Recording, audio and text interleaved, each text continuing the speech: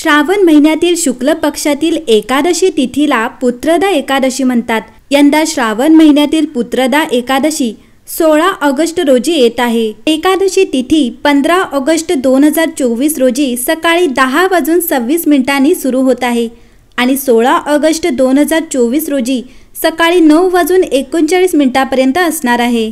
सामर्थ्य आणि आनंद हे दोन मुख्य वरदान या एकादशीतून मिळू शकतात। तथापि या दिवशी व्रत पाळणे आणि पूजाविधी केल्याने तुमची आनंदी, श्रीमंत आणि पालक होण्याची इच्छा प्रकट होईल। या पवित्र एकादशीचे आध्यात्मिक महत्त्व परिवर्तनकारी शक्ती म्हणून नक्कीच अनुभवता येते। धार्मिक मान्यतेनुसार पुत्रदा एकादशीचे व्रत केल्यास इच्छुक दाम्पत्यास पुत्रप्राप्ती होते। वर्षातील प्रत्येक महिन्यात 2 एकादशी उत्सव साजरे केले जातात, एक शुक्ल पक्षाच्या तिथीला आणि दुसरी कृष्ण पक्षाला। पण पुत्रदा एकादशीचे महत्त्व अधिक मानले जाते। एकादशीची तिथी श्रीहरी विष्णूला समर्पित आहे। या दिवशी भगवान विष्णूची विधीनुसार पूजा केली जाते। ही एकादशी पुत्रप्राप्तीचे वरदान देणारीही मानली जाते। पुत्रदा एकादशी हा सण श्रावण महिन्याच्या शुक्ल पक्षाच्या एकादशीला साजरा केला जातो। पुत्रदा एकादशीचे व्रत केल्याने पुत्रप्राप्ती होते। या दिवशी जगतपती श्रीहरी विष्णूची नियमानुसार पूजा केली जाते आणि ज्योतिषशास्त्राद्वारे काही उपाय केल्याने देखील पुत्रप्राप्ती होते। मंडळी, या एकादशीच्या व्रताच्या दिवशी सकाळी उशिरापर्यंत झोपू नये। यासोबतच दुपारी आणि रात्री जागरणही करावे। विष्णूजींच्या भक्तीत तल्लीन व्हावे। एकादशीच्या दिवशी मन शुद्ध ठेवावे। या दिवशी ब्रह्मचर्य व्रत पाळावे। या दिवशी कोणाशीही वाईट बोलू नका, वाईट विचार मनात आणू नका। एकादशी व्रताच्या दिवशी भात खाऊ नये। या दिवशी घरात फक्त सात्विक अन्न शिजवावे। एकादशी व्रताच्या दिवशी तुळशीला जल अर्पण करू नये।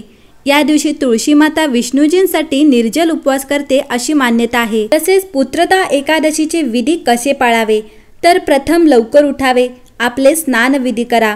दुसरे म्हणजे हिंदू देव श्री विष्णूंची मूर्ती किंवा प्रतिमा स्टूलच्या वर किंवा लाल रंगाच्या किंवा पिवळ्या रंगाच्या कपड्याने झाकलेली स्वच्छ जागा ठेवा। तसेच मूर्तीला फुले, अक्षता, कुमकुम, चंदन आणि दिया अर्पण करा। शेवटी विष्णू स्तोत्र, विष्णू सहस्त्रनाम पाठ करा आणि दिवसभर भजन कीर्तन करा। दिवसाच्या उत्तरार्धात फळे आणि दुग्धजन्य पदार्थांसह आपला दिवस उपवास संपवण्याचा सल्ला दिला जातो।